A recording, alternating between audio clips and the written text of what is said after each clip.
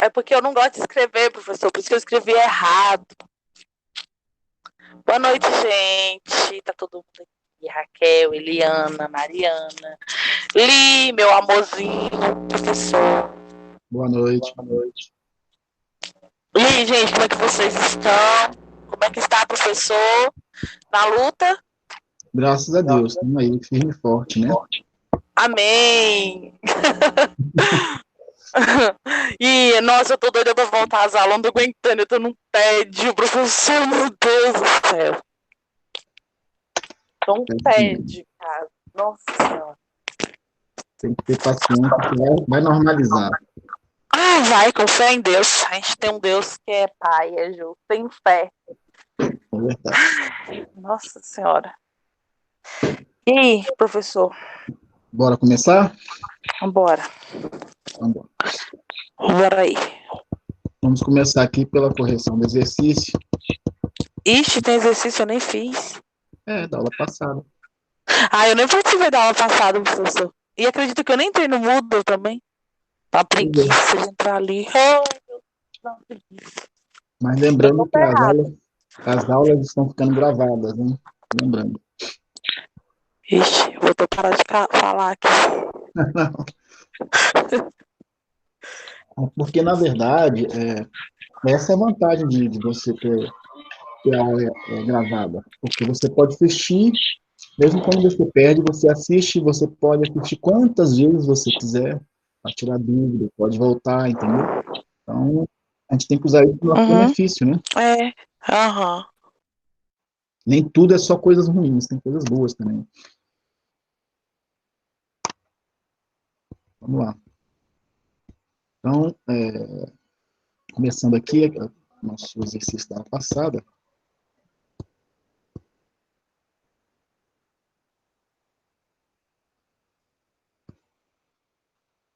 e começamos a falar sobre orçamento público, né, gente? Então, todo mundo está conseguindo ver o exercício aí na tela?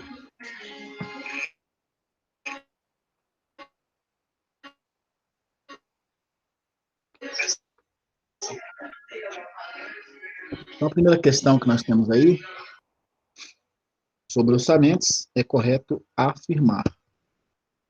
O que vocês marcaram aí? Qual questão que vocês marcaram correto?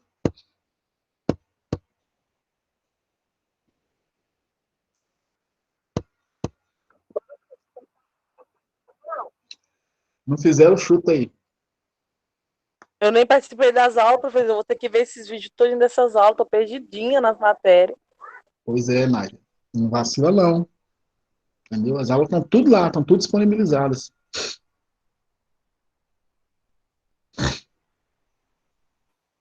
Ninguém fez exercício, gente?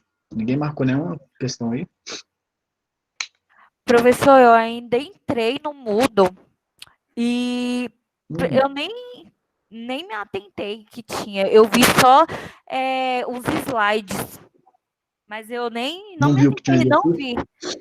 Não vi esse exercício aqui. Eu até entrei agora de novo para ver onde é que tá, porque eu entrei à tarde, era tipo umas 4 horas. Eu falei, não, se tiver alguma coisa eu vou fazer. Aí eu vi aqui só assim, aula 2, receitas e despesas orçamentárias, link de acesso da aula EAD, resposta da atividade 1, orçamento Uhum. público. Aí era Foi. essa atividade aqui? Atividade 1, É, orçamento público? exatamente, foi postada Aí na você já quinta-feira. tinha, aí você já tinha colocado a resposta? Não, ali é para você postar as suas respostas, Aí eu falei, ué, mas entendeu? por isso, nossa, professor, não. Tá, esquece, É né? porque eu boto o exercício Pra e gente deixo o poder link lá para enviar, quem né? quiser enviar, exatamente. Aí Tá eu vendo? não, mas eu acho que não é isso aqui não, isso aqui já deve ter passado. Aí eu vi aqui só os slides, receitas e despesas orçamentárias, tanto é que eu até pensei que a aula seria isso aqui. Eu falei, então não tem nada. Aí então não. A receita e a despesa orçamentária é depois do exercício, que a gente vai começar a falar. Ah, tá. Então eu vou ler aí para poder Bom, mas vamos responder. lá, vamos corrigir o exercício. Não, tô Primeiro aqui, a gente tem aqui, ó, sobre orçamentos. É correto afirmar. Então, letra A, o projeto de lei orçamentária anual para o orçamento do Poder Judiciário é elaborado pelo presidente do Supremo Tribunal Federal, encaminhado diretamente ao Congresso Nacional para discussão e votação? Está verdadeiro ou falso? Quem assistiu a aula da semana passada?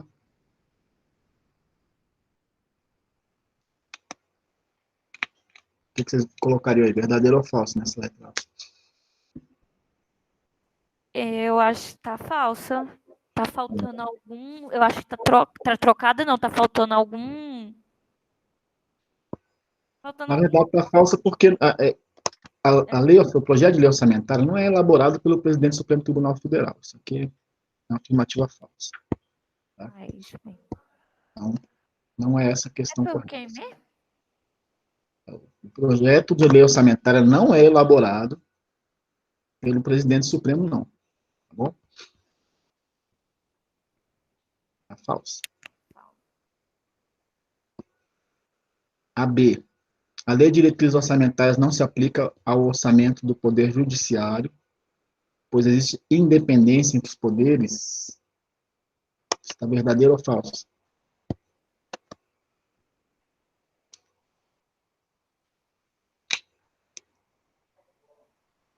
A LDO, gente, não se aplica ao Judiciário, só se aplica ao Executivo e Legislativo? Está falso, né? Está falso porque a LDO se aplica a todos os poderes. Não existe orçamento fragmentado aqui para poder judiciário, outro para poder legislativo, não tem nada disso. Uma lei só para todos os poderes, os três poderes. Então, também está falso. É permitido consignar na lei orçamentária despesas que não estavam autorizadas no plano inicial a critério da administração pública? O que vocês acham aí? Podem falar, mesmo que vocês não tenham certeza. É falso, exatamente. De forma alguma, né? Consignar despesas a critério da administração pública não estavam autorizadas. Isso não existe. Dentro da administração pública só se pode fazer aquilo que está devidamente autorizado. Na D, a LDO é uma lei que tem por objetivo direcionar a aplicação das receitas e os gastos ao fiel cumprimento do plano de médio prazo do Estado, chamado PPA. Eu acho que essa é verdadeira. É verdadeira, né? Até porque sobrou ela, né? Só podia ser ela. Uhum. É. A LDO, ela serve para isso mesmo. Ela serve para direcionar a aplicação das receitas e os gastos para o fiel cumprimento da PPA, que é o plano de médio prazo, né? Ela fica ali entre a LDO fica entre o PPA e a LOA. Muito bem. Questão 2. Só um momentinho aí, pessoal. Questão 2. Segundo a Constituição Federal, um dos instrumentos de planejamento é o Plano Plurianual, PPA, no âmbito da União, o Plano Plurianual. Aí vamos julgar aqui. Vamos colocar a questão que diz respeito a esse ponto. Né? Letra A. Será apreciado pelas duas casas do Congresso Nacional e terá vigência de 2 anos, iniciando-se no primeiro e terceiro ano de mandato do chefe do Poder Executivo. É verdadeiro ou falso?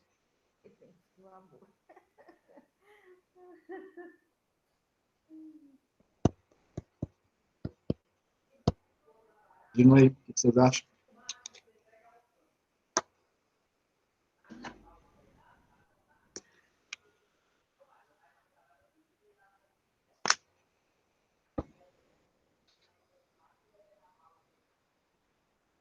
O que você acha, Mari?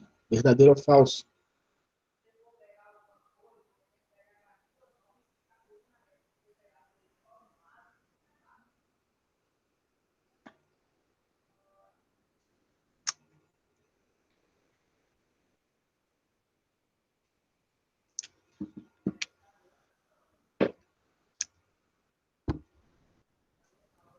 Falso, professor? Falso. Por que está falso? Porque o plano plurianual tem vigência de quanto tempo?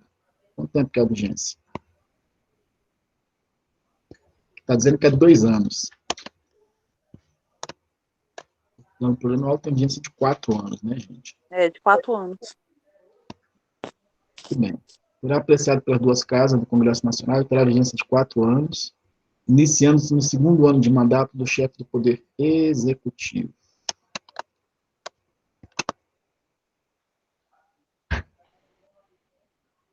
Está verdadeiro isso? Tá verdadeiro. Está verdadeiro. Sim, verdadeiro. Tem 4 anos, realmente se inicia no segundo ano, né? Nós vimos isso, uma questão de continuidade de gestão.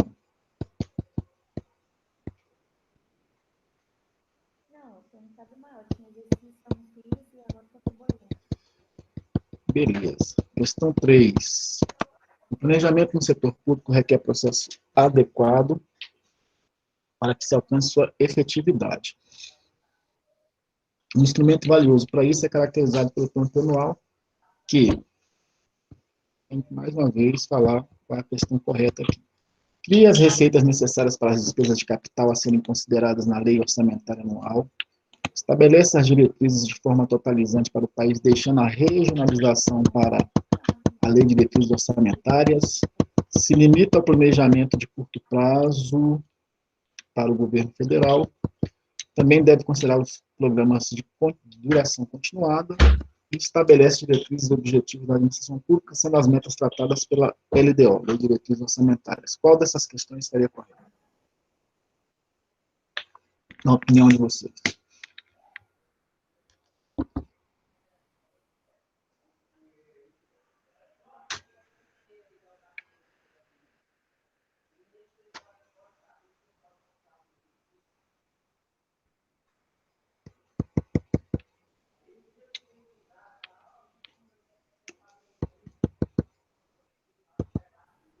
Descer um pouquinho aqui.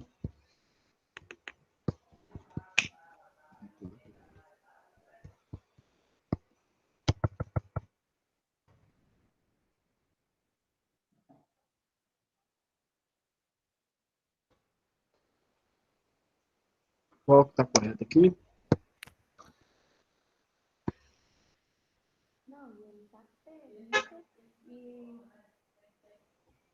Letra A ou D? Letra D. A letra A, o plano plurianual não cria receitas, tá? Ele prevê receitas, ok? Então, É prever, não cria. faz previsão de receitas, ele não cria receitas. É, Certo? isso mesmo. Aqui, na B, ele não deixa a regionalização para a lei de direção orçamentária, não. Inclusive, ele trata da regionalização também em relação a receitas e despesas. Ele não se limita a planejamento de curto prazo, até porque ele é um planejamento de médio prazo, um planejamento de 4 anos. E ele estabelece diretrizes e objetivos na administração pública e também as metas, tá? Está dizendo que as metas serão tratadas na LDO, não. Ele estabelece metas, diretrizes e objetivos. As 3 é estabelecida pelo plano plurianual. Então, é a letra D mesmo. Também deve considerar os programas de duração continuada. Quarta questão. Julgamento a seguir, em relação à PPA. A PPA possui duração de 4 anos, com vigência até o final do mandato presidencial subsequente, podendo ser encaminhada até 4 meses antes do encerramento do exercício financeiro, devolvida para a sanção até o encerramento da sessão legislativa. Para julgar essa questão aí, possui 4 anos, vigência de 4 anos, e a vigência até o final do mandato presidencial subsequente.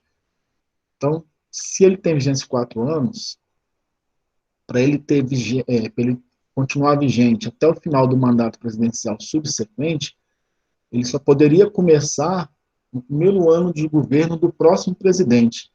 Confere isso, gente. Um presidente faz a PPA para outro presidente cumprir, aí é assim que funciona?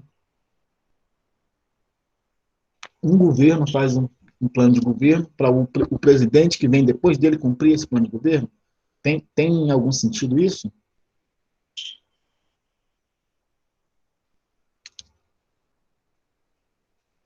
Obviamente que não, né, gente? Isso aqui está errado. A PPA é o plano do governo. E aí, obviamente, que esse plano de governo tem que ser cumprido pelo presidente, referente a que elaborou, né, esse programa, na verdade.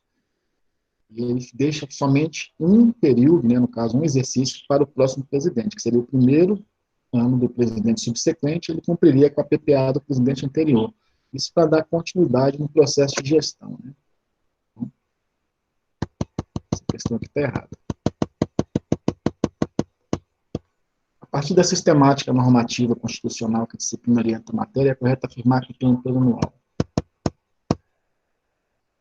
Não poderá ter seu período ultrapassado, seu período de vigência ultrapassado por nenhum outro plano, tem que ser aprovado até 31 de agosto, primeiro ano do mandato do chefe do executivo, estabelece de forma regionalizada as metas e prioridade da administração, incluindo as despesas de capital, e orientando a elaboração da lei de defesa orçamentária e lei orçamentária anual, traz previsão de todas as despesas, ou seja, despesas de capital, as despesas correntes, definindo a longo prazo suas destinações, e tem vigência de 4 anos a contar do segundo exercício financeiro do mandato do chefe do executivo.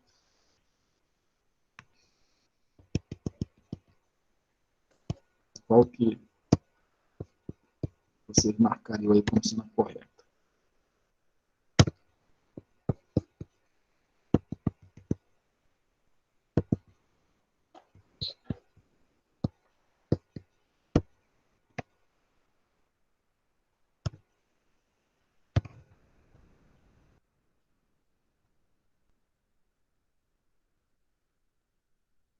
A letra E. Tem vigência de 4 anos, a contar do segundo exercício financeiro do mandato do chefe do executivo, até o fim do primeiro exercício financeiro do novo mandato do chefe do executivo. Então, tá certo. Ele tem vigência de 4 anos, começa a contar no segundo ano de governo e tem vigência até o primeiro ano de governo do próximo mandatário. Certo? Nós acabamos de falar, inclusive, na questão anterior.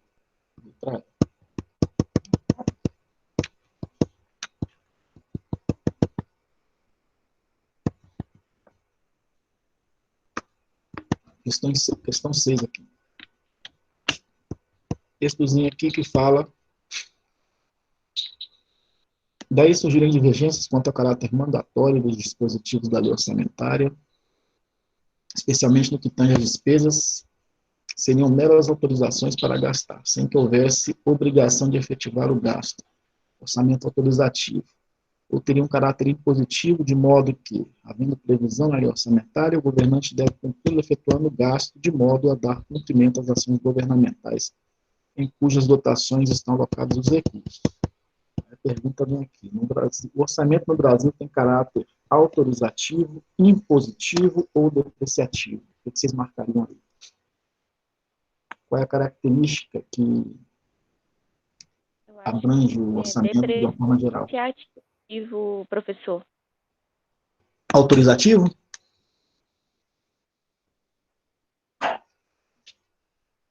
Letra A, né? Nós vimos aí que as despesas, né, elas são despesas que são autorizadas. O gestor, ele não tem, aí nós estamos falando da forma geral, tá? Por quê? Porque, na verdade, se a gente pegar assim, todas as despesas, algumas despesas são positivas, como, por exemplo, transferências constitucionais que nós temos lá. Então, de certa forma, o orçamento ele também traz despesas impositivas, mas de uma forma geral, o grosso mesmo de todas as despesas, nós podemos considerar que o orçamento ele tem um caráter autorizativo, isso de uma forma geral. Não que não hajam despesas impositivas aqui, do gestor, tá? Então, eu vou deixar clara essa observação aí.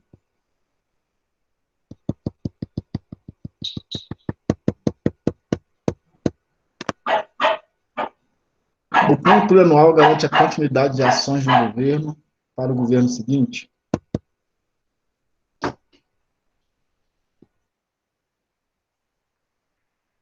Sim, ó.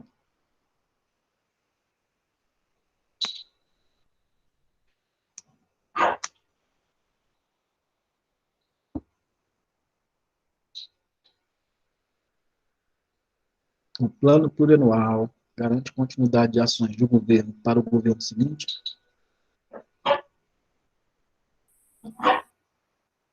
O governo do Bolsonaro terminou. O governo seguinte vai entrar. Terão ações desse governo agora atual para o governo seguinte que precisam ser cumpridas?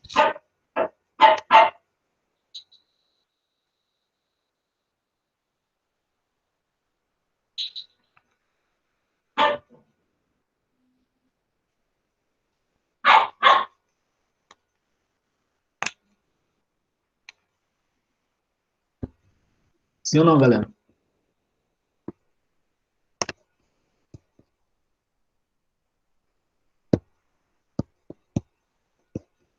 Sim, né? Nós acabamos de falar sobre isso, não falamos? Que a PPA ela começa a contar no segundo ano de mandato do governo atual e vai até o final do primeiro ano de mandato do governo seguinte. Então, é isso que garante, ou pelo menos tem por objetivo, né, garantir a continuidade das ações de governo para o outro. O salário mínimo, o reajuste do salário mínimo, eventuais alterações na cobrança de tributos, será indicado em qual peça aqui, galera? Na PPA, na LOA ou na LDO?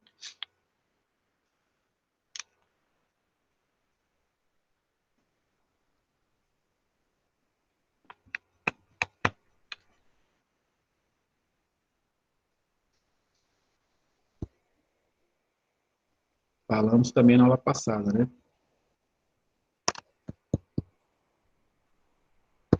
Reajuste do salário mínimo e eventuais alterações de cobrança de tributos tem que ser indicado na LDO, Lei de Diretrizes Orçamentárias. O ICMS, imposto e o imposto de renda são, respectivamente, um tipo de imposto. Quer dizer se é direto ou indireto. O ICMS é imposto direto ou indireto?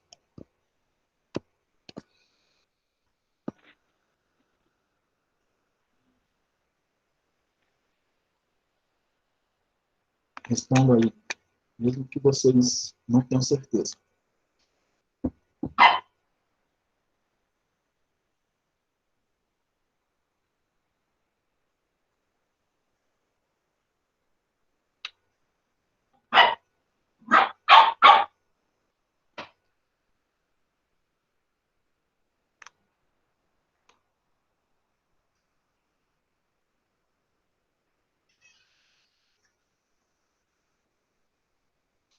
O ICMS é imposto indireto, né, pessoal?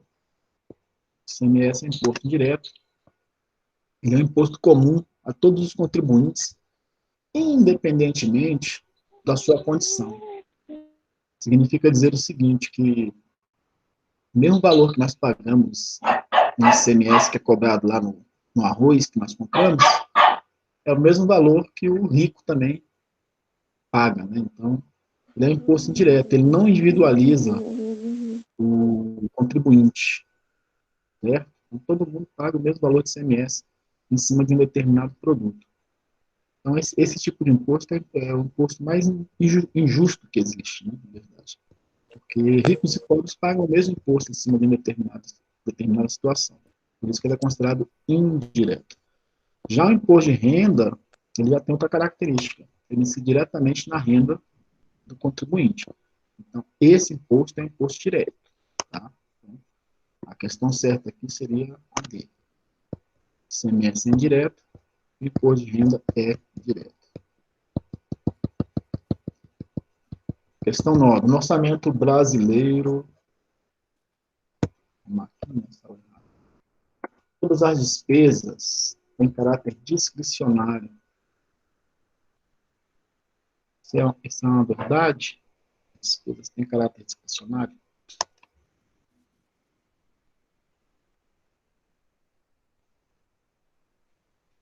Errado. É errado, exatamente. Nós vimos aí que nós temos algumas que as despesas, primeiramente, elas são autorizadas, né? Então, assim, o gestor não pode decidir qual vai ser a despesa que ele vai fazer, ele tem que seguir o que está dentro do orçamento, que foi aprovado dentro de todo o processo. Então, está incorreta essa questão. E a questão 10, são consideradas despesas obrigatórias, exceto, nós sabemos que existem despesas dentro do orçamento que são de caráter obrigatório, né?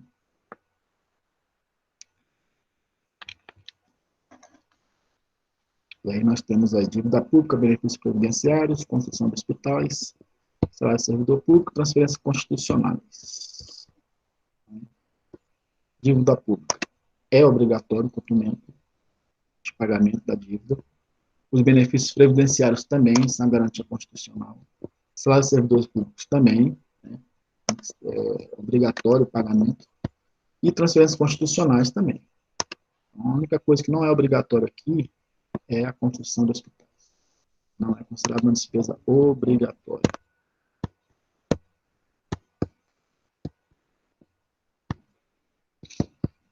Beleza? Com isso nós fechamos aí a correção desse exercício.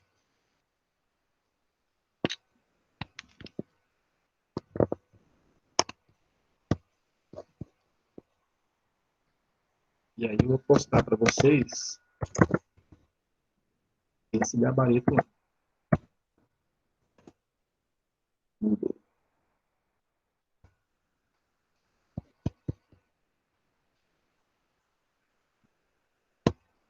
Vamos passar agora para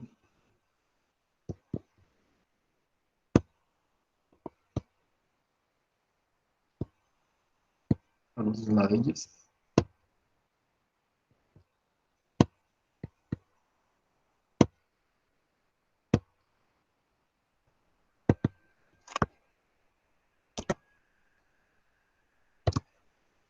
Vamos falar hoje, já falamos aí, o que é o orçamento, né? Nós falamos na aula passada, como é que esse processo orçamentário funciona aí, em relação a prazos, né? O ciclo orçamentário propriamente dito. E agora a gente vai falar sobre uma coisa muito importante, que é justamente o que é a receita e o que é a despesa, né? Nós sabemos que a peça orçamentária tem por objetivo a previsão de todas as receitas de um período orçamentário, no caso, 1º de janeiro a 31 de dezembro, seguindo o princípio da anualidade. E temos que saber o que é uma receita, né? O que é uma despesa, como é que isso é classificado, qual o conceito disso. Precisamos entender o que é cada um desses. E aí nós vamos falar sobre receitas e despesas dentro da administração pública, dentro do orçamento público. Beleza? Então, começamos aqui. Todo mundo está vendo os slides aí na tela? Sim, professor. Então, para Bezerra Filho, a receita na administração pública representa as operações de ingresso de recursos financeiros nos cofres públicos, e que, de acordo com a sua origem, podem ser receita orçamentária e receita orçamentária. Ou melhor, desculpa, receita orçamentária e extra-orçamentária. Pessoal, então, entrou recurso nos cofres públicos, é considerado receita. Podem ser classificadas de duas formas, receita orçamentária e receita extra-orçamentária, né? O que o Bezerra está querendo dizer aí? É o seguinte, nós temos uma lei que é aprovada para todos os exercícios financeiros, certo? Que é chamada Lei Orçamentária Anual. Então, por exemplo, nós estamos agora em 2020, existe uma lei que foi aprovada, né, foi proposta no ano anterior, passou por todo aquele processo e foi aprovada para esse exercício que nós estamos aqui agora. Nós estamos falando da mesma situação de planejamento que nós falamos quando tratamos do orçamento privado. Nós fizemos lá a elaboração do orçamento privado, isso foi falado com muita ênfase dentro das aulas, que todo o processo orçamentário visa um planejamento, e esse processo, obviamente, começa no ano anterior ao ano de vigência, certo? Então, o orçamento desse ano, ele foi aprovado, foi todo processado aí no ano anterior, né? Às vezes ele demora um pouquinho mais a ser aprovado pela última instância ali, que seria legislativo. E pode ser até que eles venham a ser aprovados no próprio exercício que nos encontramos. Isso pode acontecer, nós vimos isso também.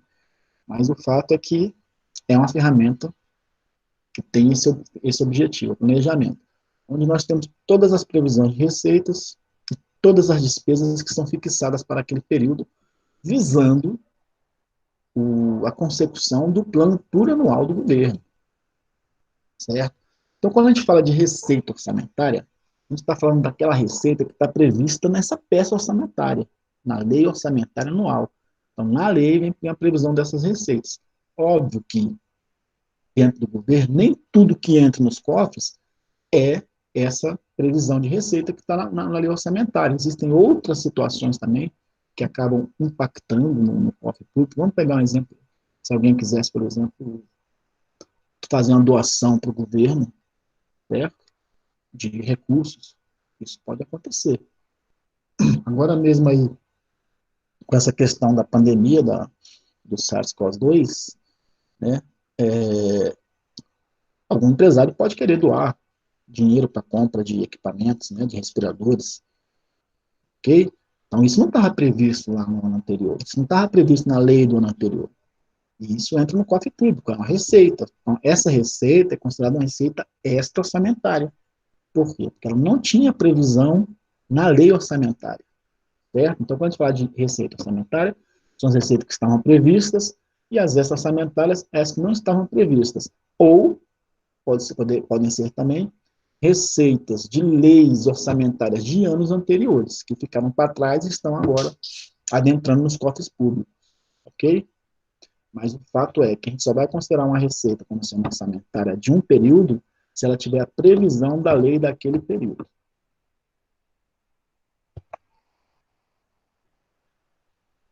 A preocupação, se vocês tiverem alguma dúvida, podem me chamar aí, tá? A preocupação da lei orçamentária reside no montante de recursos financeiros que poderão ingressar nos órgãos, sendo representado pelo título de receita, identificando, prevendo cada uma das suas origens, bem como no montante dos recursos que deverão ser dispendidos para os órgãos, representado pelo título de despesas, na realização de seus programas de trabalho, identificando, né, fixando o montante de cada uma dessas aplicações. Galera, olha só, o que é importante aqui deixar registrado, certo? Já falamos aqui que qualquer valor que entra nos cofres públicos é considerado receitas, né? Ok. Quando a gente fala de receita, a gente sempre tem que pensar na questão de previsão. Previsão. A lei orçamentária ela não cria receitas, né? Como nós vimos no exercício lá que nós corrigimos agora, ela prevê receitas que podem acontecer ou não, certo? Vocês imaginam agora o tanto de receita que o governo está perdendo em razão dessa pandemia que não era esperada, certo? Então, a previsão, com isso, a arrecadação do governo vai cair, com certeza, e ele vai ter que fazer um ajuste aí nesse orçamento desse ano agora, certo? E em relação às despesas, elas são fixadas. Então, quando a gente fala de fixação, a gente está falando de despesa, quando a gente fala de previsão, a gente está falando de receita, tá? Portanto, pode-se considerar que, para o orçamento público, todo ingresso de recursos financeiros autorizados é considerado intitulado receita, e todo desembolso, quer de imediato ou no futuro, de recursos financeiros autorizados, é considerado intitulado despesa. Certo? Essa lógica não funciona em sua totalidade na execução orçamentária em virtude do conceito de receita e despesa sob o ponto de vista do patrimônio. Em razão desse ponto de vista, ser diferente daquele conceito orçamentário de fluxo de caixa. Tá? Então, a gente está falando aqui também de duas visões que nós podemos ter, que é a visão patrimonial e a visão de fluxo de caixa, né? A visão financeira. Vamos ver aí mais na frente como é que funciona aí. Existem casos de embolsos que não representam receitas efetivas, bem como desembolsos que não constituem despesas efetivas, certo? Aí nós temos que ver o seguinte, quando a gente fala de conceitos diferentes, né, de visões diferentes de receita e despesa, a gente tem que lembrar o seguinte, que, querendo ou não, o orçamento público também trabalha com conceitos muito próximos da contabilidade, conceitos que são praticados dentro do arcabouço teórico contábil, tá? E aí, gente, o que é uma receita efetiva sobre a visão patrimonial, sobre a visão contábil? Não necessariamente sobre a visão financeira, que é o simples fato de entrada ou saída de dinheiro do caixa, certo? Isso é uma visão financeira, beleza? Então, se você tem lá a sua conta lá, corrente do banco, você tem entrada e saída de recursos. Então, necessariamente, uma entrada de recursos vai ser uma receita, uma saída de recursos vai ser uma despesa? Não. Nós temos que saber diferenciar esses conceitos. Por isso é que entra aqui agora um pouco daquela parte de contabilidade, que inclusive vocês estão até tendo agora aí com outro professor, né, nesse mesmo período aí da nossa disciplina. Então, isso também vai ajudar vocês a entenderem aqui, né? Talvez a entenderem lá também, não sei que nível vocês estão lá em termos de conceito de que seria receita e despesa, mas a gente vai falar sobre isso aqui agora, ok?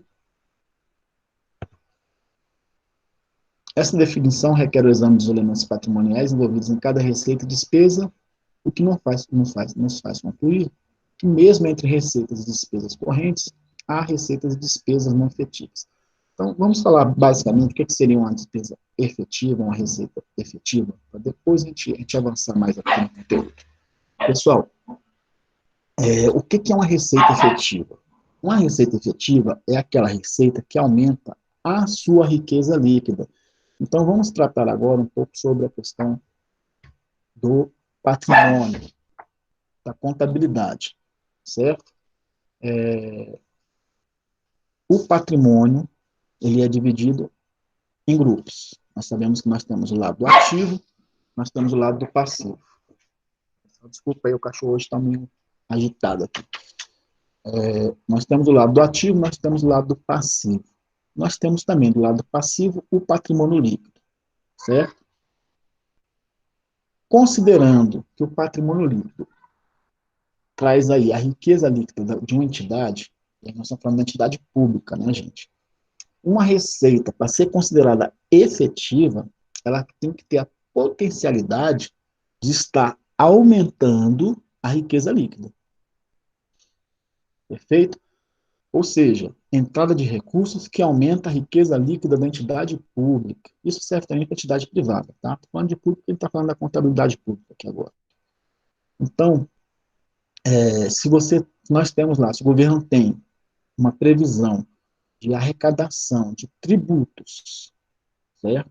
Esses tributos, esses valores que entram no cofre do governo, nos cofres do governo, eles aumentam a riqueza líquida do governo. Com certeza. Por quê? Porque eles não têm nenhuma contraprestação imediata em relação à sua entrada. É diferente, por exemplo, do governo pegar um empréstimo para a construção de um hospital, certo? O recurso vai entrar nos cofres públicos, mas ele não vai aumentar a riqueza líquida. Por que ele não vai aumentar a riqueza líquida? Porque você está pegando um empréstimo. Um empréstimo não aumenta a sua riqueza, porque você contrai uma dívida ao mesmo tempo que você pega esse empréstimo.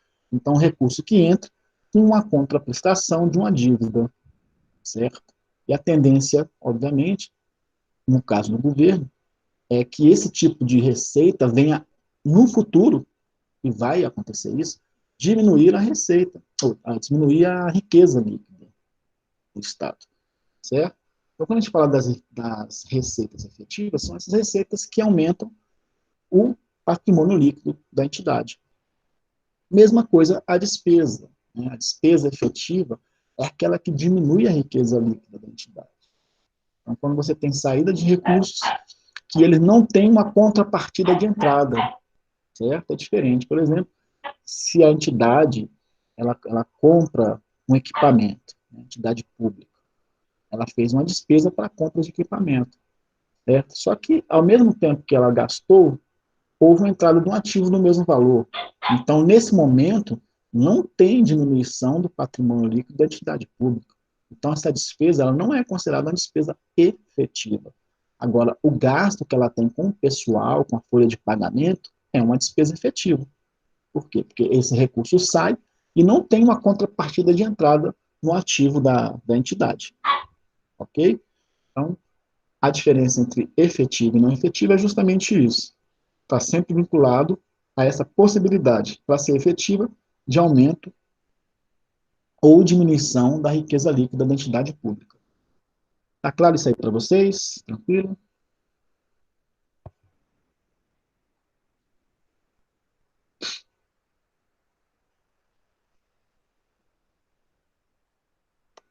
A ideia da classificação das despesas em efetivas e não efetivas é saber qual a afetação patrimonial, que eu acabei de falar, trazida pelas mesmas em virtude da execução do orçamento.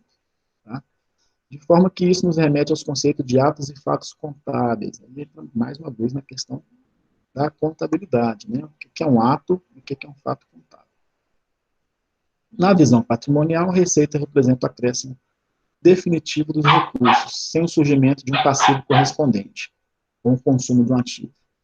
Já a despesa representa a diminuição do ativo em virtude do seu consumo ou a transferência de propriedade de um bem necessário para a obtenção de receitas. Então, aqui apenas repetindo aquilo que eu estava explicando para vocês, certo? O que seria receita e despesa efetiva. Aí vem falando que ocorre que nem toda receita orçamentária tem afetação positiva no patrimônio líquido, porque tem como contrapartida o consumo do ativo ou o surgimento de um passivo. E aí entra a questão da receita e despesa não efetiva. Certo? Esse exemplo aqui, nós estamos falando da não efetiva. Certo? Uma receita que tem uma contrapartida aqui. Certo? Aí temos o exemplo, obtenção de empréstimos, né? Entra dinheiro, mas surge um passivo, um empréstimo a pagar.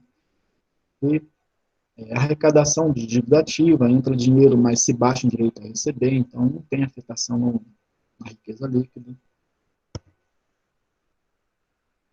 Beleza, aqui está repetindo outros exemplos do que seria não efetivo em relação à despesa.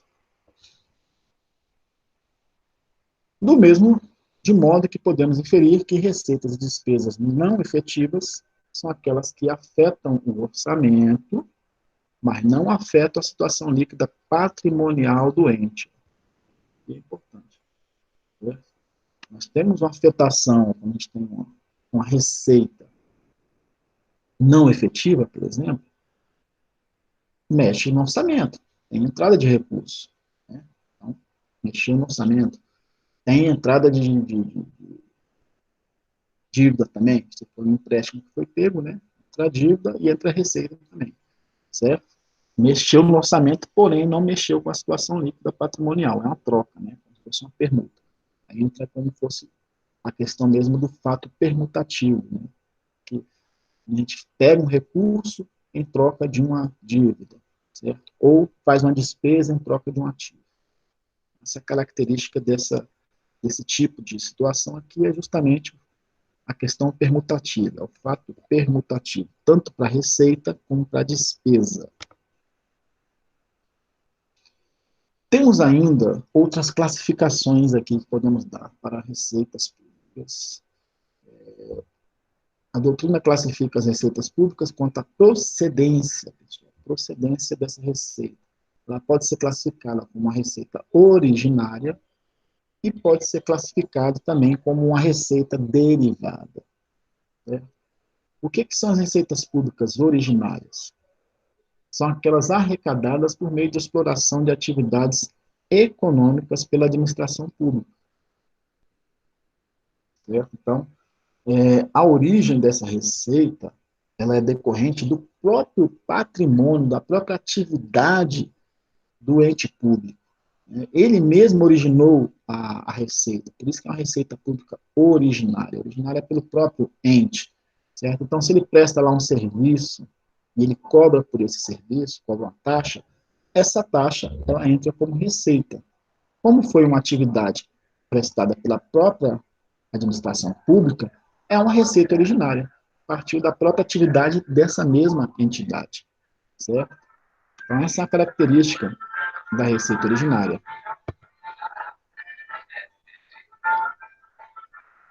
Temos ainda aí, ó, são aquelas receitas cuja produção está na exploração do patrimônio do Estado. Eu acabei de falar. Olha a Existe, pamonha. esse carro de pamonha sempre passa nesse mesmo horário, não tem jeito. Todo dia. É o carro de pamonha e tem um pão aqui, um pão caseiro que passa, né, Betinho? A bilateralidade na relação, pessoal. Ou seja, alguém, no caso do Estado, né, o Estado prestando um serviço de um lado e alguém pagando pelo serviço do outro, como exemplo, né? Então, nós temos aí como exemplo a receita advinda de alienações. O Estado vende algum bem, fianças, indenizações, a própria questão de doações também, que são feitas, entra como classificação de originária, legados, preço público, tarifas, aforamento, explorações empresariais, como, por exemplo, o Banco do Brasil, Petrobras, que nós sabemos que tem participação do Estado, né? Obviamente que o Estado recebe também, tem receita proveniente aí dessas empresas, por aí vai. Que é só para exemplificar ali, que nós falamos aí sobre aforamento, né? O que seria aforamento? Depois vocês podem ler aí, tem muita dificuldade. Receitas públicas originárias ainda resultam principalmente de rendas do patrimônio mobiliário e imobiliário do Estado. Como, por exemplo, receita de aluguel. Então, o Estado também ele pode alugar, né, imóveis que ele tem em seu nome. Ele obtém receita de aluguel proveniente da própria área, às vezes ocupada por um quiosque, né? Enfim. Então, nós temos aí a questão da receita originária, proveniente do patrimônio, pode ser proveniente também de prestação de serviços comerciais, como, por exemplo, venda de produtos industriais ou agropecuários. Então, a entidade pública, o ente público, o Estado também pode participar, pode ter participação nesse tipo de segmento e obter receita também. Ou seja, é o Estado atuando e auferindo a sua receita através de uma prestação de um determinado serviço ou mesmo aluguel de um patrimônio que está em seu nome.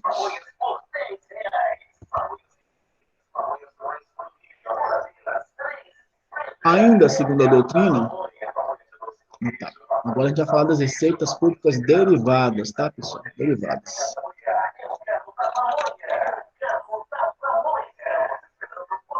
Compra logo uma pamonha aí. Esperar o carro da pamonha passar aqui, porque o som dele é mais alto que a minha voz.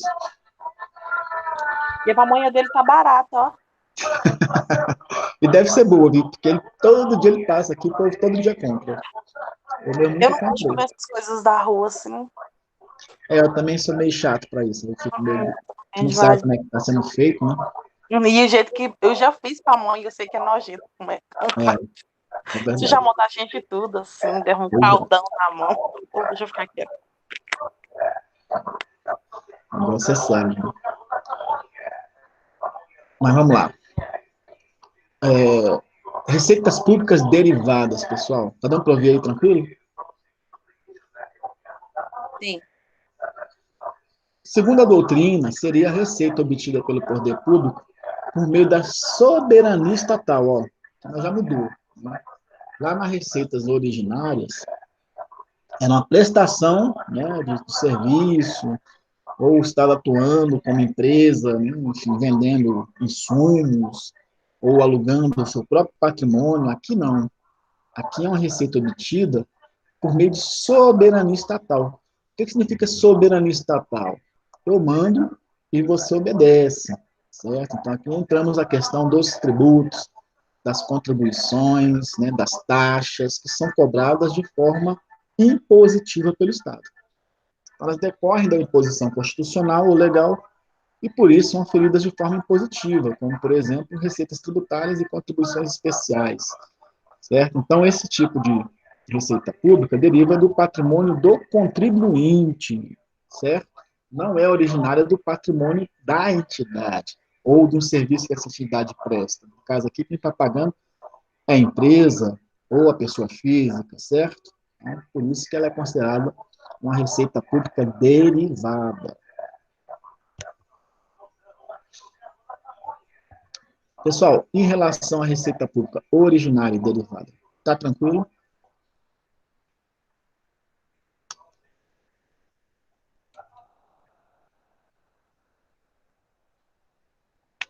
Vamos aqui agora para mais uma classificação de receitas.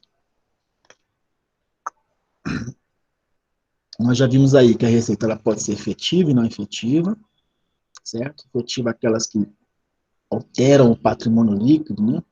Receitas e despesas, efetivas e não efetivas. Acabamos de ver agora que a receita ela pode ser classificada como originária ou derivada, né? É só a receita.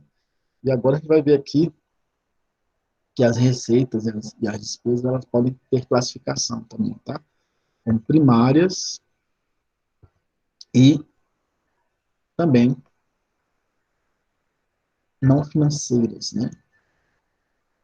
Vamos ver aqui a diferença entre as duas. Olha só. Como é que eu vou considerar que eu tenho uma fonte primária ou não financeira? Qualquer receita que o governo obtenha e não amplie sua dívida ou diminua seus ativos, certo? Então, o que seria uma fonte primária para a gente? O tributo, né? Porque o governo não está ampliando a sua dívida, ele não está diminuindo seu ativo. Ele foi ali, e pelo seu poder de Estado impositivo, ele arrecadou recursos, certo? Então, aquelas receitas que são receitas derivadas também são consideradas fontes primárias de recursos.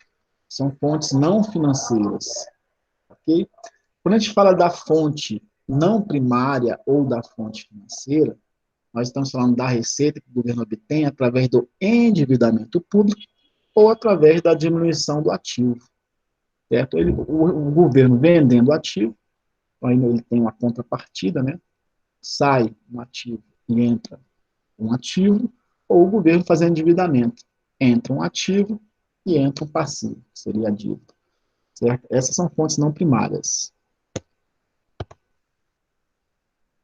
Aí trouxe um quadrozinho aqui para vocês, onde nós temos as receitas financeiras são provenientes, né, do lado aqui esquerdo, aqui, ó, alienação de ativos, operações de crédito ou juros ativos.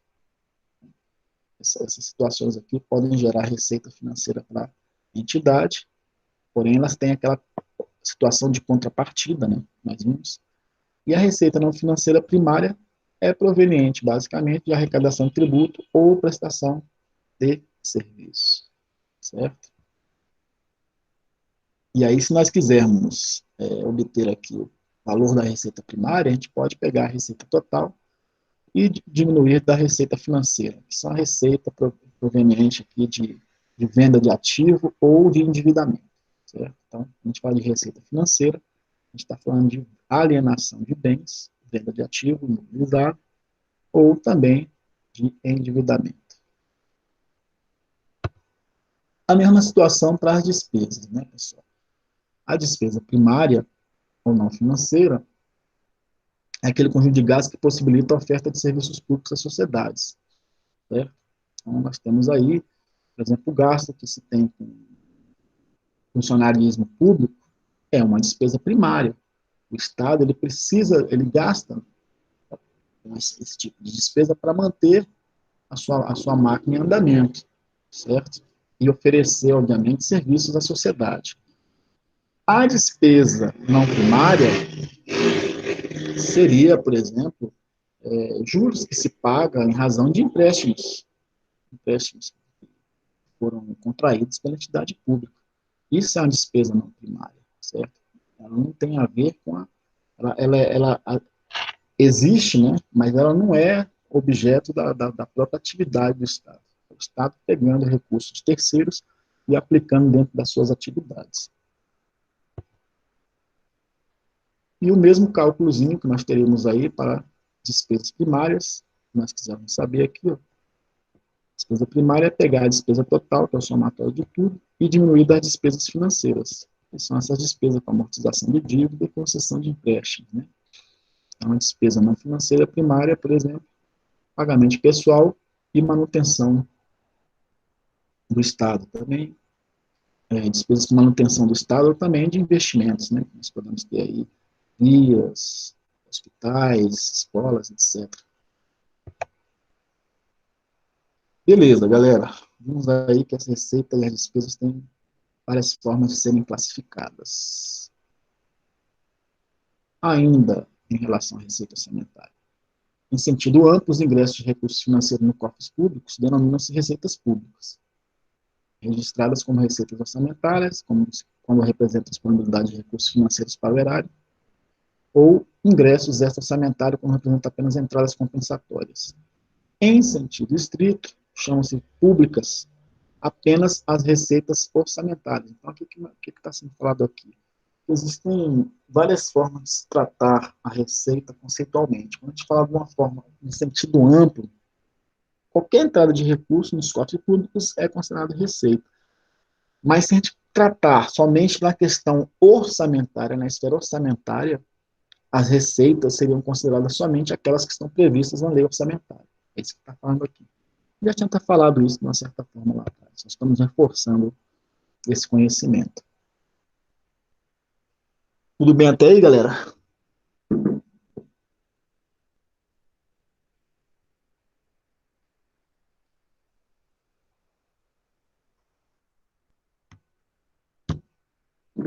Vamos dar um breakzinho aqui, faltando 5 para as 9.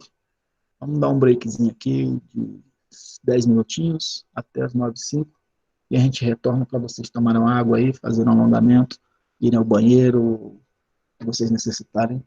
A gente já volta, em 10 minutinhos, tá bom? Tá ok. 5 minutos, não, professor? 5 minutos? Vocês que mandam, pode ser. Pode ser, gente? Alguém?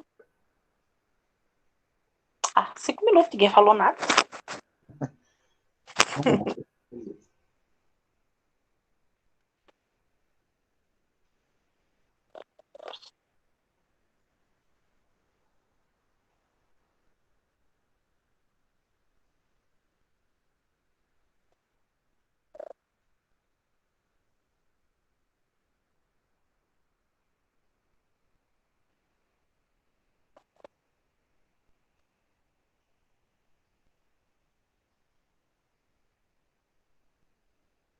No intervalo você para de gravar, professor? Eu deixo gravando, eu não gosto de parar de gravar, não, porque senão Ah, vai gerar 2 arquivos, né? Deixa gravando. Aí quando vocês forem assistirem, vocês podem passar para frente, né? Sem problema nenhum. é, tá bom.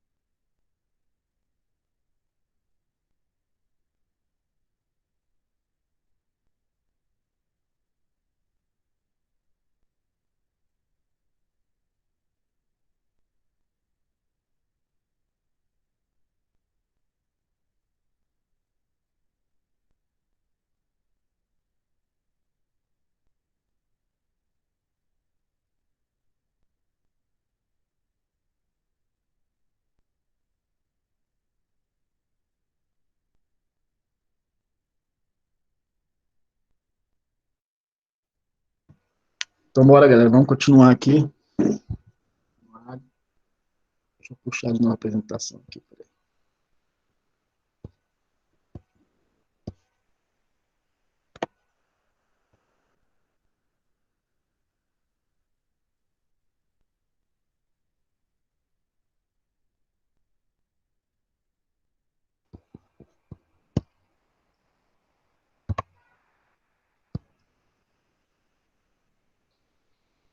Estão enxergando aí a apresentação aí, gente?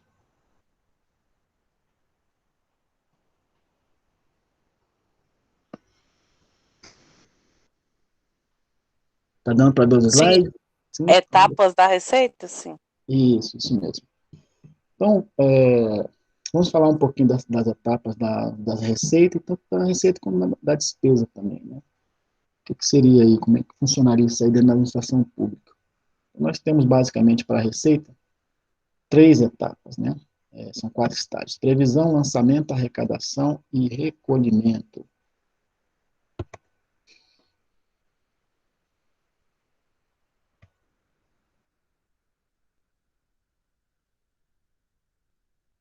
O ali que já passou para o lançamento, mas o que seria a previsão? A previsão é o momento ali que se faz a peça orçamentária, conforme nós já vimos, inclusive, na aula anterior, certo? O próprio documento orçamentário é que faz a previsão dessa receita, ok? Posteriormente, na segundo estágio, nós temos o lançamento. Nós temos aí que a Lei 4.320 define o lançamento como um ato da repartição competente que verifica a procedência do crédito fiscal e a pessoa que lhe é devedora, ele escreve o débito desta receita. Então, nesse caso aqui, quando a gente fala de lançamento, a gente está falando da incidência do fato gerador, né? Uma coisa é a receita estar prevista, outra coisa é o fato gerador, a ocorrência do fato gerador em relação à receita, onde é feito o lançamento. No momento que se faz o lançamento, é o momento que se gera um documento de cobrança ao contribuinte.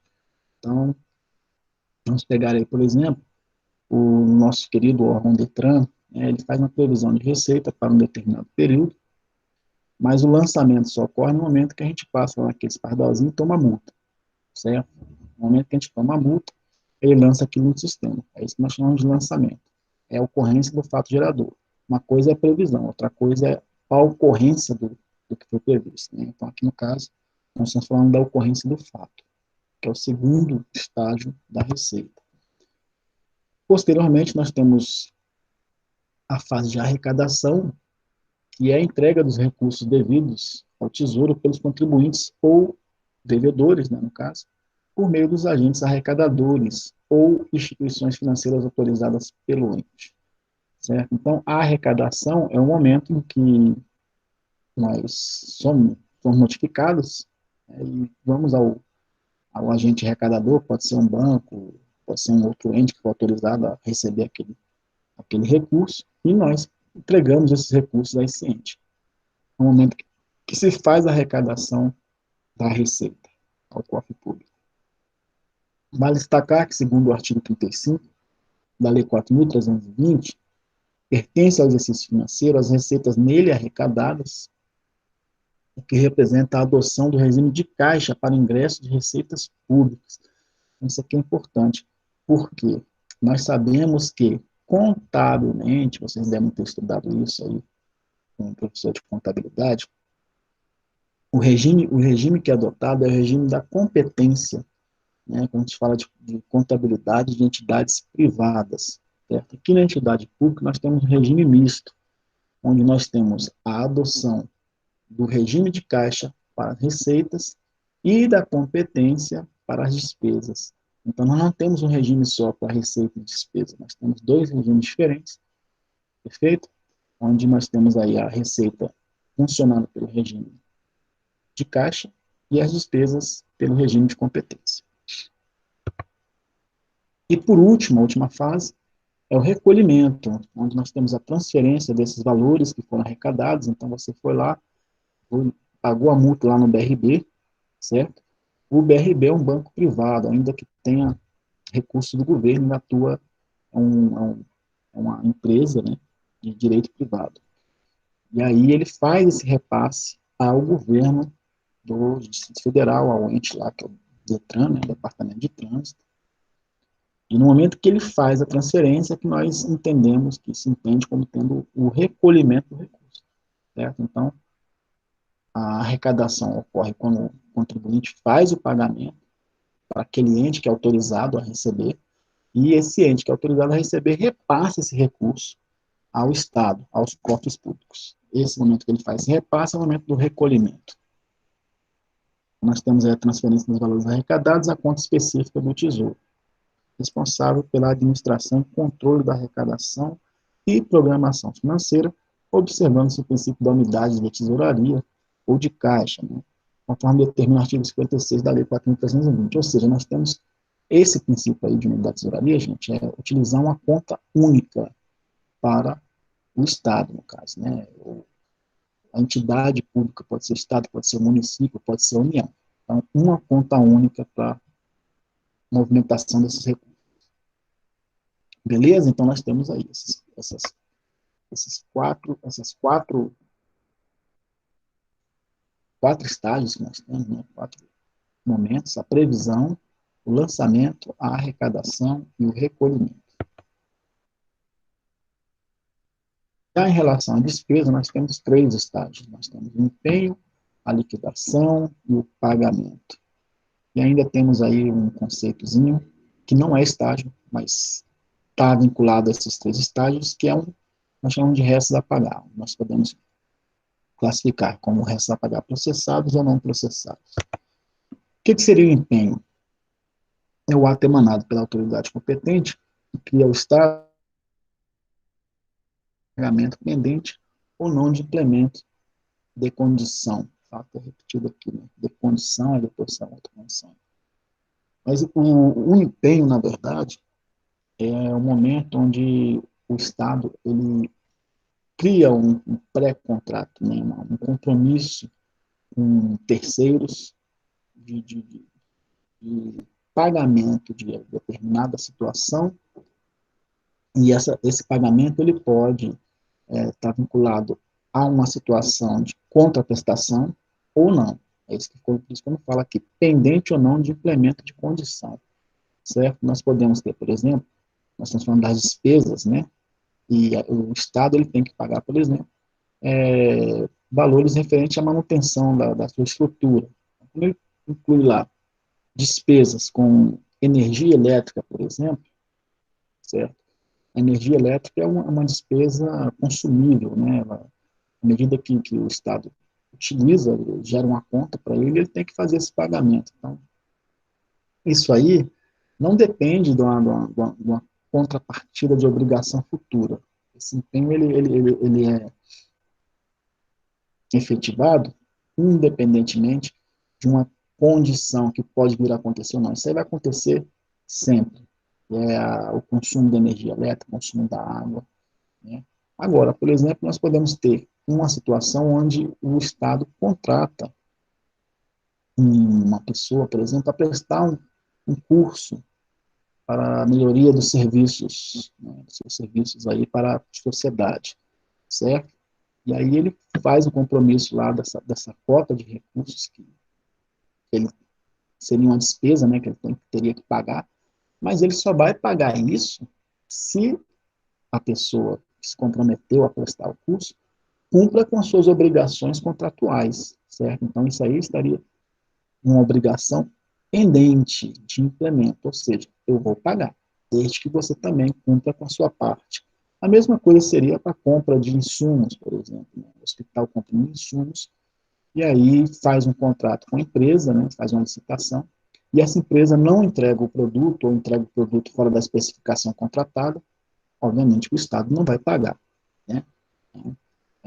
Essa situação de implemento de condição é justamente isso, são condições futuras que podem vir a acontecer, diferentemente dessas condições que já foram consumíveis, como, por exemplo, uma energia elétrica, certo? Ele não tem para onde fugir, o Estado, ele utilizou o serviço, ele tem que pagar por esse serviço, né?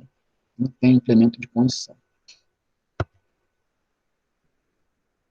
Temos ainda aí que o empenho deve ser emanado por autoridade competente, nós chamamos de ordenador de despesa. quem ordena a despesa, na verdade, a gente fala de ordenador, não é no sentido de ter possibilidade dele contratar aquilo que ele quer, não. Tá? Ele apenas vai cumprir com o que já estava previsto na lei orçamentária, conforme nós já tínhamos falado. Certo? Existe todo um processo que já está elaborado, e ele apenas vai seguir aquele processo. Só que ele tem a competência de quê? De assinar pelo gasto. E aí ele assume a responsabilidade pela administração do recurso público naquele momento. E aí temos uma perguntinha aqui. O empenho cria para o Estado a obrigação de pagamento? Certo? Tem a ver com o que eu acabei de falar no slide anterior. Gente. Não necessariamente, se houver um contrato onde existem cláusulas bilaterais, o Estado só vai se obrigar ao pagamento se a outra parte cumprir com aquela obrigação, com aquelas cláusulas contratuais. Caso contrário, não vai ter obrigação nenhuma. Certo? Então, a obrigação, ela depende da situação. No caso de contratos que são desenvolvidos ao longo de um tempo, não cria para o Estado a obrigação de pagamento de forma alguma. E é somente no momento que essa outra parte cumpre com a sua obrigação contratual. Então, o que vem dizendo aqui? Na verdade, o empenho não cria a obrigação, sim ratifica a garantia de pagamento assegurado na relação contratual existente. Né? Então, a garantia que se dá ao fornecedor, ao prestador de serviço, com base em autorização e a dedução de dotação respectiva. De que o contrato será pago desde que observar das cláusulas contratuais. Gente, às vezes, por incrível que pareça, né, mesmo o contratado cumprindo todas as suas obrigações, o Estado não paga. Essa é uma realidade. Tá? Então, acontece muitas vezes da pessoa que foi contratada pelo Estado ter que entrar na justiça comum para receber, porque o Estado alega que não tem recursos, enfim. Então, isso aqui não é uma verdade absoluta. É uma garantia, porque é um documento. Um documento válido, tanto é que essas pessoas acabam adentrando em processos judiciais contra a União, obviamente que tem direito a receber, certo? Mas eu já vi exemplos de situações onde, em razão de problemas de caixa, né, proveniente de diversas situações que nós conhecemos, desvios, né, corrupção, etc. e tal, o Estado não pagar determinados contratos com empresas, essas empresas, às vezes, ficaram tão vulneráveis porque fizeram uma contratação muito alta, às vezes são empresas de médio porte, que dependem muito mais da receita que são contratadas com o governo do que com outras receitas com terceiros, e as empresas teriam que fechar as portas. O governo não pagava as suas obrigações, mesmo ela cumprindo com seus dispositivos contratuais. Então, isso aqui é uma coisa muito séria, mas que acontecem realmente. Não é só dos contratos, convênios, acordos, ajustes que resultam as obrigações para o Estado. Quando derivada de obrigação legal, não há implemento de condição. Por aquilo que eu falei, né? Nem todas as situações vão ter implemento de condição, ou seja, cláusula de cumprimento entre as partes. Nós temos, por exemplo, pagamento de pensão, que é uma situação que já foi ali concluída, o Estado tem que pagar até que essa pessoa venha a não existir mais nesse nosso mundo. Né? Então, essa situação aqui, a única condição que teria é a comprovação de vida, que eles fazem todos os anos. Ainda em relação ao empenho, nós temos que o empenho da despesa não poderá exceder ao limite da dotação concedida. Óbvio, né, gente? Nós estamos falando aqui de um processo orçamentário onde o gestor público, o administrador dos recursos públicos, ele só pode gastar aquilo que foi autorizado por lei, pela lei orçamentária. É o que nós falamos de dotação concedida. Quando a gente fala de dotação concedida, é o valor que estava previsto na lei orçamentária anual e que foi disponibilizado ao administrador para que ele faça o gasto. Certo? Então, é vedada a realização de despesas sem prévio empenho. Então, o empenho ele tem que ser feito dentro daquilo que estava previsto,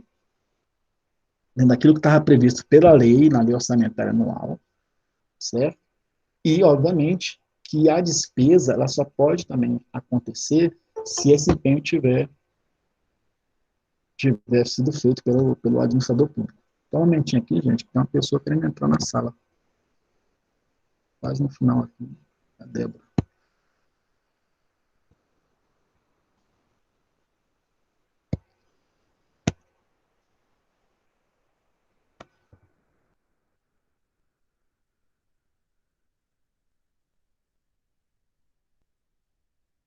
Então, o primeiro estágio aqui, como eu falei, é o empenho. Tá? Ele tem essa característica.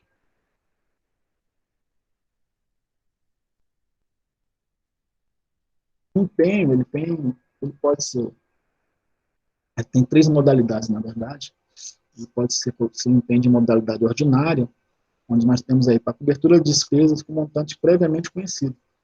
E o pagamento ocorre de uma só vez. Então, é o Estado fazendo a contratação de um determinado serviço, ou compra de determinados insumos, e esses insumos vão ser pagos em uma parcela somente, certo? Já tem um montante conhecido, então fez lá uma compra lá de, o Estado comprou 1.000 máscaras, por exemplo, na determinada empresa, e ele vai pagar assim que essa empresa entregar essas 1.000 máscaras. Então, foi feito o contrato para que se entregue 1.000 máscaras daqui a uma semana, porque ele precisa dessas 1.000 máscaras para utilizar ele nesse processo de pandemia, certo? Isso é um empenho ordinário, porque o montante já é previamente conhecido. Né? Quando se fez lá a licitação, ainda que seja emergencial, foi colocado um preço, esse preço foi aceito pelo governo, e pela empresa também, e o pagamento vai ocorrer no momento que ele entregar esse material. Essa é uma modalidade de empenho ordinária que nós chamamos. Nós temos a modalidade de empenho global, que é para atendimento das despesas com montante previamente conhecido, mas que vão acontecer com pagamento parcelado. Nós temos também situações assim, né? Os contratos, por exemplo, de manutenção, que ocorre mensalmente em máquinas, em estrutura das entidades públicas. Certo? Então, fecha um contrato lá de um ano, por exemplo, né, um valor X, mas esse pagamento ele vai ocorrer somente no momento que se presta o serviço ali, a cada mês, certo? Não vai ser pago adiantado de uma só vez para depois prestar o serviço, até porque é um risco, né, para a entidade pública. Essa empresa pode vir a falir e não prestar o serviço, deixar o Estado na mão. Então, o Estado só paga mediante a comprovação do serviço prestado e vai pagando de forma parcelada. E, por último, nós temos a modalidade de empenho estimativo, certo? Nesse tipo de modalidade, nós não temos como prever o valor, né? O valor não é previamente identificável. Tem como prever o valor exato que vai se gastar com a luz? Não tem. Então, são modalidades de gastos que são feitas por empenho estimativo, certo? Mas sabe-se que se vai gastar, aí é fato. São despesas correntes do governo. Porém, os seus valores não são previamente identificáveis porque não são contratados de forma antecipada. A segunda fase que nós temos aqui para as despesas é a liquidação, pessoal. Então, o processo passa por empenho, né, onde é feita a formalização de um contrato, enfim, mesmo para as despesas correntes de pessoal, já estão ali todas ali dentro do processo, da previsão da lei orçamentária, e aí as próprias entidades, dentro das suas unidades ali, vão fazendo seus empenhos dentro daquela previsão da lei. E no segundo estágio nós temos a liquidação, que é a verificação do direito adquirido pelo credor, tendo por base os bens ou serviços, títulos e documentos comprobatórios do crédito. Acabei de dar um exemplo aqui para vocês. Se um Estado ele pode contratar, por exemplo, consultores para prestar treinamento,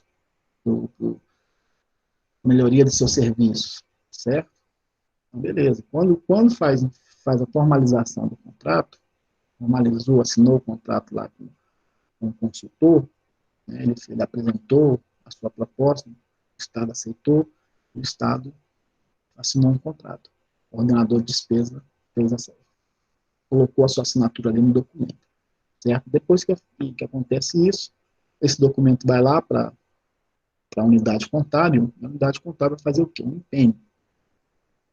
Nesse empenho, vai ser feito o quê? Vai pegar o valor daquela dotação que já estava prevista na lei, né? Digamos lá que tinha previsão lá para se gastar no ano 100 mil naquela unidade com esse tipo de gasto, que seria treinamento pessoal, e aí o valor do contrato seria de serviço prestado no valor de, digamos, 5 mil.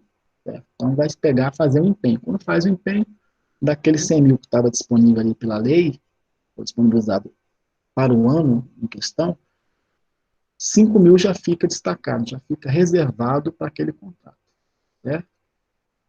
E aí, no momento que se presta o serviço, o credor, no caso o consultor, ele vai apresentar o quê?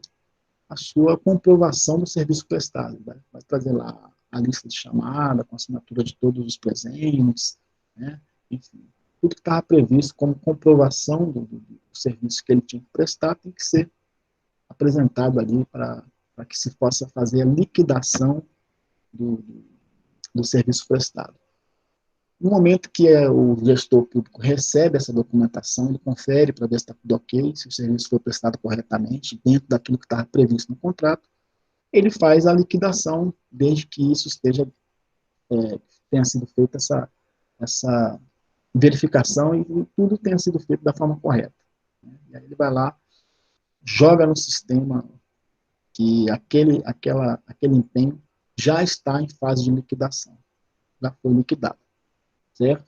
Liquidado aqui nesse caso, não é ainda pago. Tá? É apenas mostrando para o Estado, informando para o Estado que o credor prestou o serviço corretamente. Ele tem direito a receber agora por esse serviço. A partir do momento que ele prestou, ele fez a sua parte do contrato. Então, a liquidação tem por finalidade reconhecer ou apurar a origem e objeto a que se deve pagar, a importância exata a pagar, e a quem se deve pagar a importância para extinguir a obrigação. Certo? Nesse momento aqui, se faz a verificação. A pessoa tinha que prestar consultoria para 100 pessoas, ela prestou só para 50, então vai reconhecer somente a metade do valor. Aí liquidaria somente o contrato pelo seu valor parcial. Certo? A liquidação não é um mero lançamento contábil. A finalidade da liquidação da despesa é apurar se o objeto do gasto foi realizado na forma contratualizada e fundamentos na relação contratual, que é a conferência de que realmente o serviço foi prestado da forma corretamente, né, nesse exemplo que foi dado. E aí partiríamos para a terceira fase, que é o pagamento. Então, o pagamento só ocorre quando a liquidação, né, a comprovação do serviço é feita. E aí o pagamento é a entrega do recurso ao credor, mediante ordem bancária e após, obviamente, a sua regular liquidação. Só ocorre quando a obrigação é líquida e certa. Ok, gente? Então, o pagamento depende da correta verificação na fase de liquidação, que é a segunda fase, de que o serviço ou mesmo os insumos, né, no caso de uma compra, foram efetivamente entregues ao órgão público. E aí, galera, temos ainda, para finalizar aqui, estamos quase no final da aula, falar de restos a pagar. Restos a pagar são despesas empenhadas, mas que não são pagas até o final do exercício financeiro, ou seja, até o dia 31 de dezembro. Nós sabemos que a lei orçamentária anual, ela é aprovada para cada exercício financeiro, né? Ou seja, a cada ano nós temos uma lei diferente, que corresponde a 1º de janeiro a 31 de dezembro. E aí todas as receitas e despesas ali daquele período são executadas conforme a lei, certo? O que pode acontecer? Chegar em 31 de dezembro, nós temos lá despesas que foram empenhadas, mas que ainda não foram pagas. Não foram pagas porque, de repente, aconteceram ali nos últimos dias do ano, né? E ainda falta comprovação, ou por questão de burocracia, enfim, existe uma série de fatores aí que pode ocasionar isso, certo? Mas isso não quer dizer que elas não vão ser pagas mais para frente, né, no ano posterior. Então, elas, na verdade, como muda de exercício financeiro, passa por um outro ano, começa a trabalhar com a outra lei orçamentária do ano posterior. E aí esses valores da lei orçamentária do ano anterior entram no que nós chamamos de restos a pagar, certo? São resquícios de despesas que ficaram pendentes de pagamento para o ano posterior. E aí a gente pode distinguir essas despesas sendo processadas, aquelas que entraram em fase de liquidação e foram devidamente liquidadas, que é a segunda fase, o segundo estágio da despesa, e também não processadas, aquelas que ainda estão em fase de empenho, que dependem tanto da liquidação quanto do pagamento. Tá?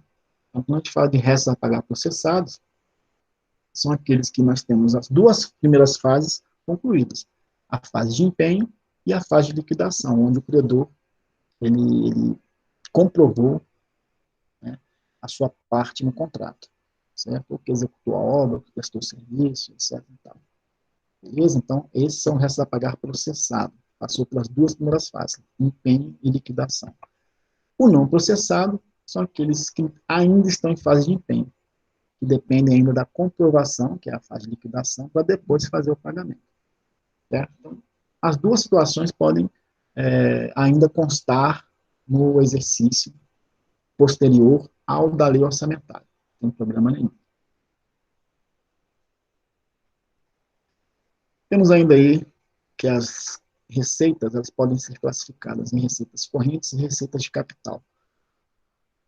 Isso aqui, pessoal, eu vou deixar para a gente falar na próxima aula, para não ficar muito pesado para vocês, questão de conceitos, tá? Eu já falei aqui de bastante coisa, né?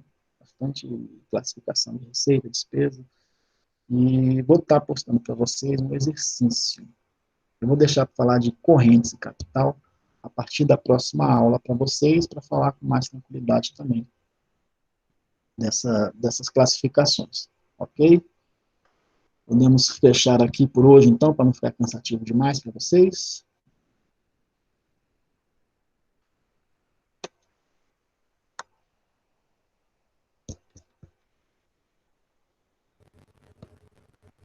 Tudo bem, galera? Tem problemas aí? Por mim, tudo bem, professor. Boa noite. Cheguei agorinha, mas tudo bem. Ah, tu entrou agora. Foi. É porque, Só na peguei verdade... um restinho da aula, mas tranquilo.